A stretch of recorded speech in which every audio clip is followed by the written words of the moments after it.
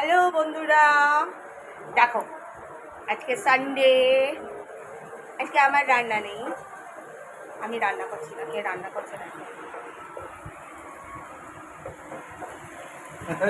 এই দেখো কি রান্না করছে। এই কি রান্না করছিস বল? মাংস। কিসের মাংস? চিকেন। সেটা বলতে হবে তো, দেখেছো?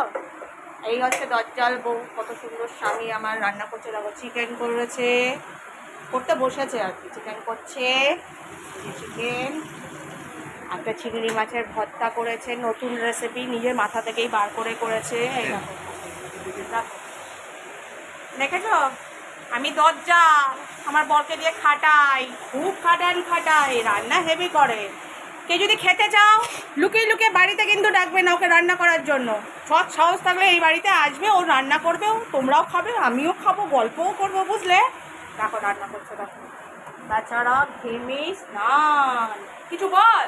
কি বলবো ভাই? বলো বলো, কিছু বলতে হবে। কিছু বলার নেই তো বলবো। হ্যাঁ বলতে হবে, লজ্জা রান্নার সময় পেলে কথা বলতেন। হ্যাঁ মুখটা দেখাও, মুখটা লজ্জা, এরকম মানে নতুন বউয়ের মতো মাথা নিচু করে রেখেছে, এ কি? আমি যেন বর হয়ে গেছি, ও যেন বউ হয়ে গেছে। কাজের সময়। এই কাজের সময় সবাই কাজ করছে, আমিও কাজ করছি। আচ্ছা ঘর মুছতে মুছতে চলে আসলাম, আজকে ও বলো। রান্না করছে বলে। দেখো তো, কিছু বলো তো। কি বলবো? তোমাদের দাদা বলবো, না আমার বর বলবো, না তোমাদের বন্ধু বলবো, বুঝে উঠতে পারছি না। এই দেখো যদি না মুখ ঘুরিয়ে দিচ্ছি, কিছু তো দেখাই না। দেখো কি হয়েছে? কিছু বলো, কি রান্না কি করছো বলবো? বন্ধুদের জন্য?